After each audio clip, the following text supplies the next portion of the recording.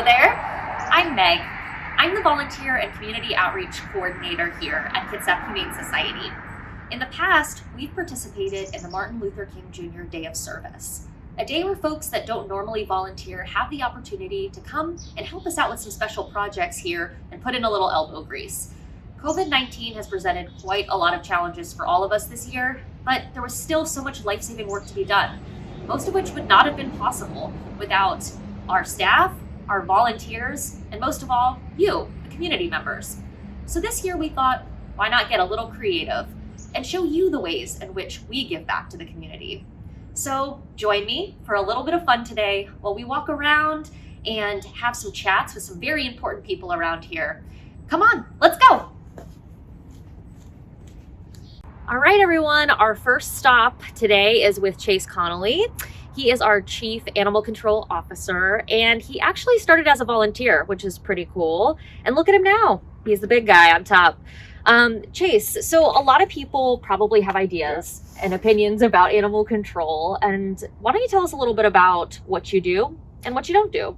Yeah, so let's start with what we do. We go and travel our community. We cover from the city of Bainbridge Island all the way to city of Gig Harbor. That's a big space. And it is a big space. Yeah. We do it with a very small team. We do it with about 4 of us, usually about 1 to 2 officers on a day covering those jurisdictions. So every day is different. Every day is different. So we cover 6 to 7 jurisdictions any given day.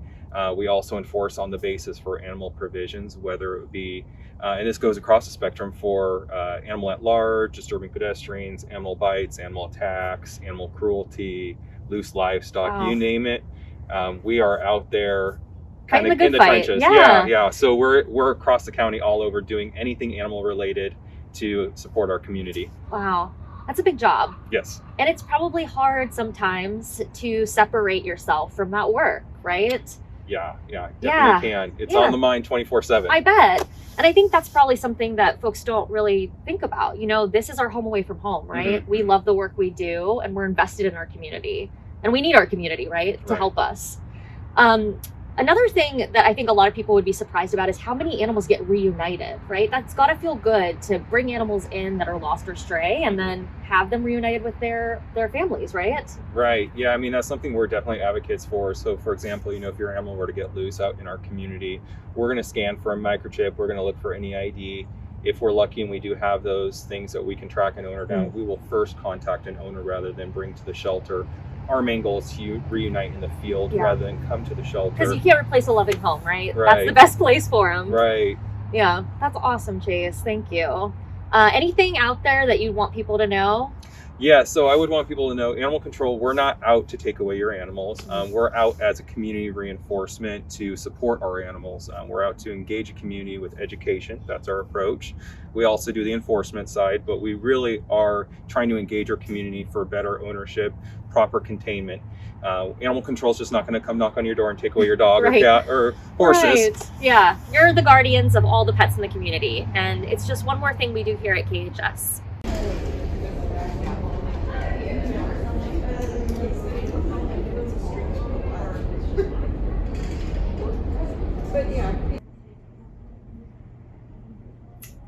Hey everyone! We are here in the kitten room and we're with Holly, our fabulous foster coordinator. Holly has been with us for a couple of years now and actually used to be the volunteer coordinator here. I did. She's also had many other roles.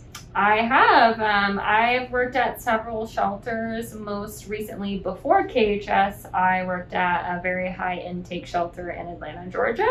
And there I really developed my passion for open intake shelters and being able to help all the animals that I can. So that's awesome, Holly. Yeah. We're glad to have you here. Thank you.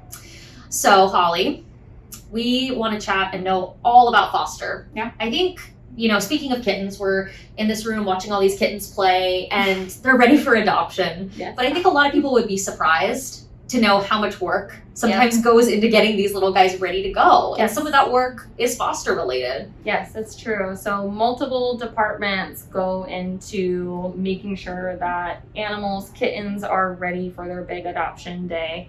Whether it's admissions when they first come in, foster department, or working closely with vet services when there's any medical going on and just to ensure that they're healthy and good to go for adoption. That's awesome. And kittens aren't the only animals that fall into our pool of foster animals.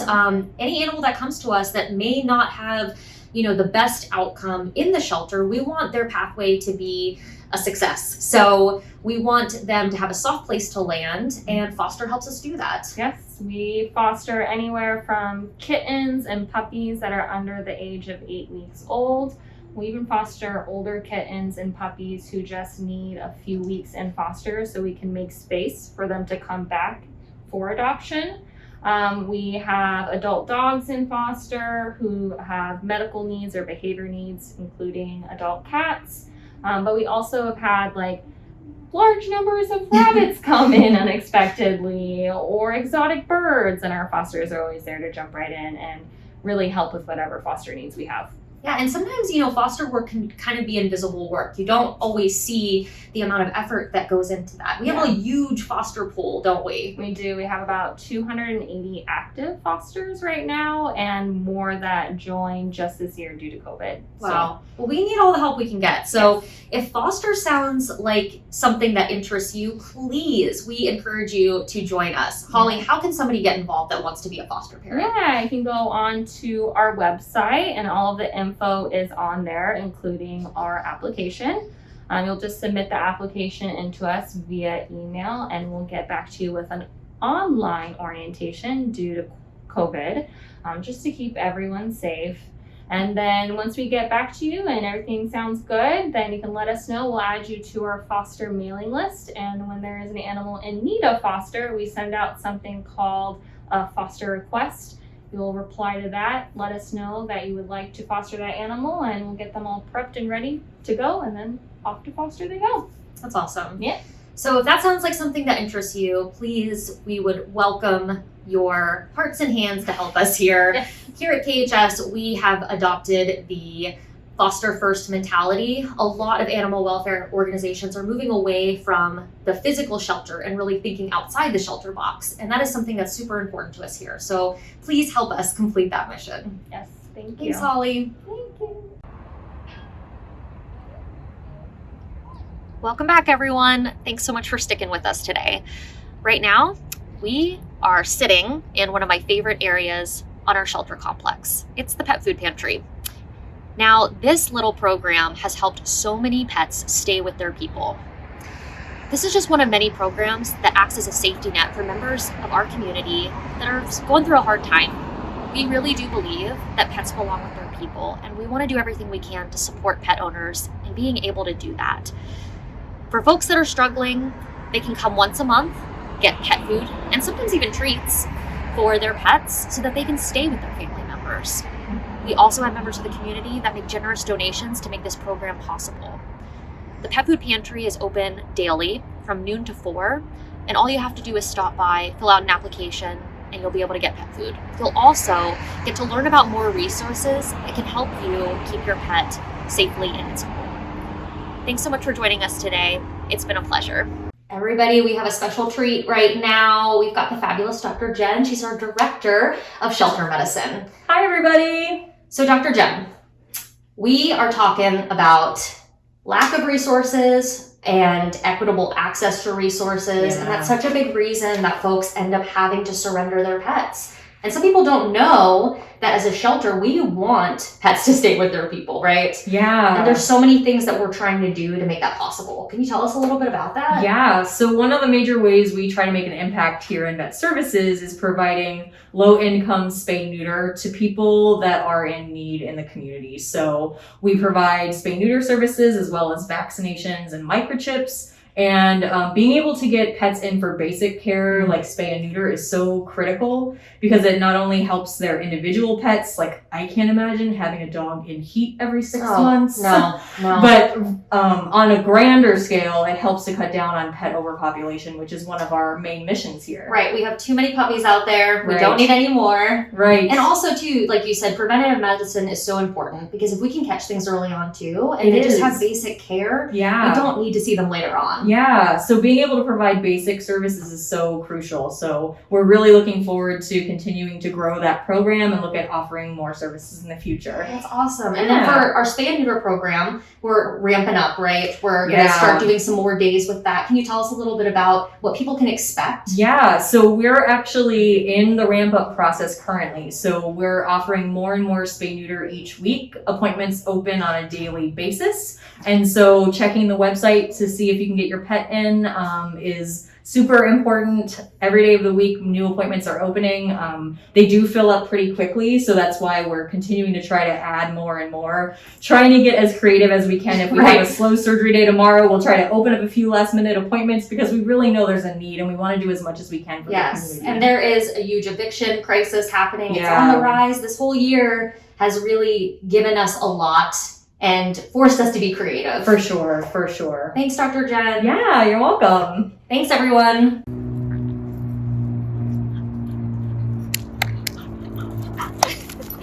Hey everyone! Right now we are hanging out in our play yard. It's just one of many areas where we can take the dogs in our care to decompress a little bit. Right now we are in the thick of our afternoon dog walking session, where many of our volunteers can come and walk some of the dogs in our care, get them outside, get some fresh air, and get to know them a little bit. This is just one of many volunteer opportunities that we have here, and one that we've really relied on during COVID. We've been so fortunate to have our core group of volunteers stand by us during this really tough year. But guess what? Things are going to be normal before we know it. And that means more opportunities for you, the community members, to come and join us and give back and be a volunteer here at KHS.